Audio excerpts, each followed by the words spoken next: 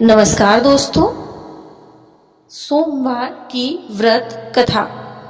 अगर आप मेरे चैनल पर नए हैं तो लाइक करें और सब्सक्राइब करें। सोमवार में भोलेनाथ का व्रत किया जाता है और कहानी इस प्रकार से है। सोमवार का दिन भगवान शंकर को समर्पित होता है। आज के दिन भक्त भोलेनाथ को प्रसन्न करने के लिए विशेष पूजा अर्चना करते हैं। कुछ लोग आज के दिन व्रत भी रखते हैं ताकि शिव की विशेष कृपा प्राप्त की जा सके। बाबा भोलेनाथ के आशीर्वाद से आप भी सोमवार का व्रत कर रहे हैं तो शिव कथा को पढ़कर या सुनकर इस उपवास को आप पूर्ण कर सकते हैं। सोमवार के व्रत की विधि। नारद पुराण के अनुसार सोमवार व्रत में व्यक्ति को प्रातःकाल स्नान करके शिव जी को जल और बेलपत्र चढ़ाना चाहिए तथा शिव गौरी की पूजा करनी चाहिए। शिव पूजन के बाद सोमवार व्रत कथा सुननी चाहिए। इसके बाद केवल एक ही समय भोजन करना चाहिए। साधारण रूप से सोमवार का व्रत दिन के तीसरे तक होता है, मतलब शाम के समय तक रखा जाता है। सोमवार व्रत 3 प्रकार का होता है: प्रति सोमवार व्रत, सौम्य प्रदोष व्रत और 16 सोमवार का व्रत। इन सभी व्रतों के लिए एक ही विधि है और एक ही कथा है। सोमवार की व्रत कथा। एक समय की बात है, किसी नगर में एक साहूकार रहता था। उसके घर में धन की कोई कमी नहीं थी, लेकिन उसकी कोई संतान नहीं थी। इस कारण वह बहुत दुखी था। पुत्र प्राप्ति के लिए वह प्रत्येक सोमवार को व्रत रखता था और पूरी श्रद्धा के साथ शिव मंदिर में जाकर भगवान शिव और पार्वती जी की पूजा किया करता था। उसकी भक्ति को देखकर एक दिन मां पार्वती प्रसन्न हो गई और भगवान शिव से उस साहूकार की मनोकामना पूर्ण करने का आग्रह किया। पार्वती जी की इच्छा सुनकर भगवान शिव ने कहा, हे पार्वती, इस संसार में हर प्राणी को उसके कर्मों का फल मिलता है और जिसके भाग्य में जो होगा उसे वही भोगना पड़ता है। लेकिन पार्वती जी ने साहूकार की भक्ति का मान रखने के लिए उसकी मनोकामना पूर्ण करने की इच्छा जताई। माता पार्वती ने बहुत ज्यादा आग्रह किया तो शिव ने साहूकार को पुत्र प्राप्ति का वरदान तो दे दिया, लेकिन यह भी बोल दिया कि उसके बालक की आयु केवल 12 वर्ष होगी।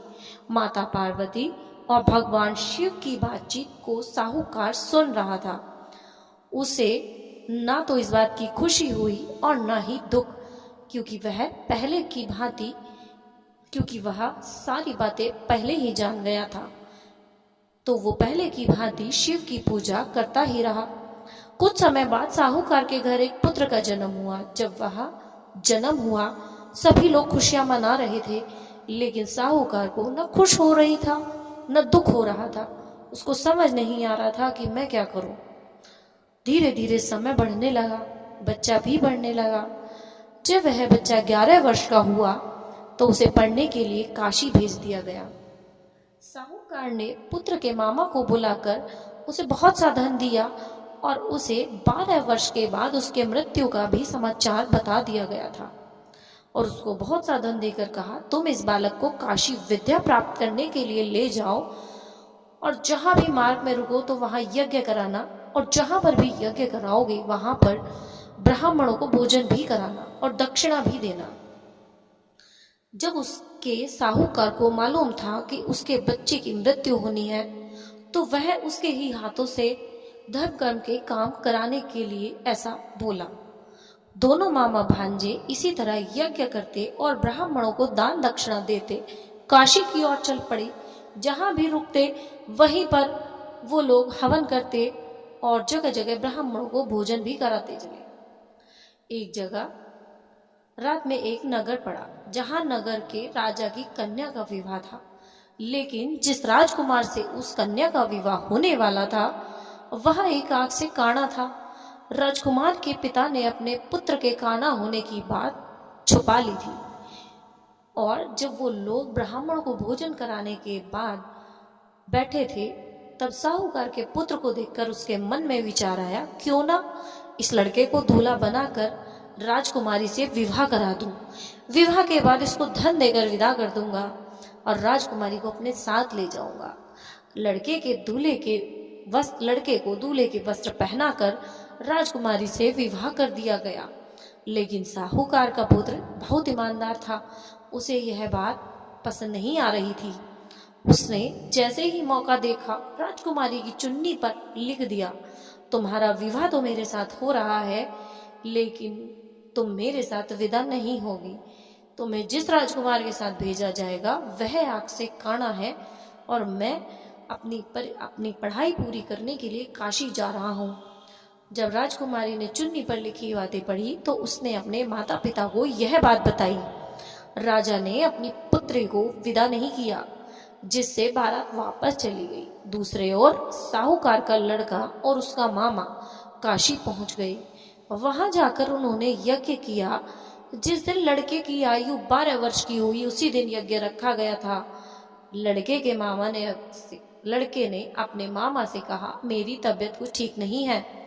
मामा ने कहा, तुम अंदर जाकर थोड़ी देर आराम कर लो। शिवजी के वरदान के अनुसार कुछ ही देर में बालक के प्राण निकल गए। मृत भांजे को देखकर उसके मामा ने विलाप करना शुरू किया। संयोगवश उसी समय शिव और माता पार्वती उधर से जा रहे थे। पार्वती ने भगवान से कहा, स्वामी, मुझे इसके रोने का स्वर बिल्कुल नहीं सहन हो पा रहा है। आप इस व्यक्ति के कष्ट को अवश्य दूर करें। जब शिव मृत बालक के समीप गए तो वह बोले कि यह उसी साहूकार का पुत्र है जिसे मैंने 12 वर्ष की आयु का वरदान दिया था। अब इसकी आयु पूर्ण हो चुकी है।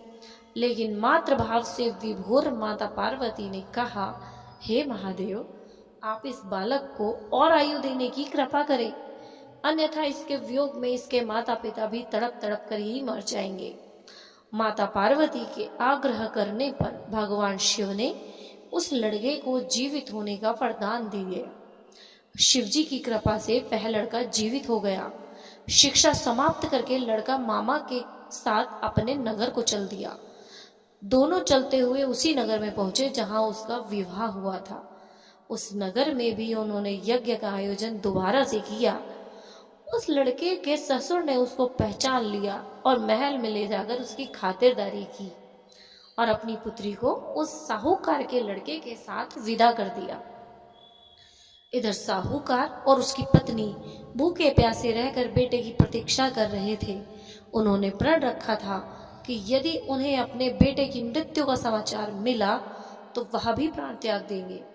परंतु अपने बेटे के जीवित होने का समाचार पाकर वह बेहद प्रसन्न हुए। उसी रात भगवान शिव ने व्यापारी के स्वप्न में आकर कहा, हे श्रेष्ठी, मैंने तेरे सोमवार के व्रत कथा सुनने से प्रसन्न होकर तेरे पुत्र को लंबी आयु प्रदान की है। इसी प्रकार जो कोई सोमवार का व्रत करता है, कथा सुनता है और पढ़ता है, उसके सभी कष्ट दूर होते हैं और उसकी सभी मनोकामनाएं पूर्ण होती हैं। हर हर शंभू, जय।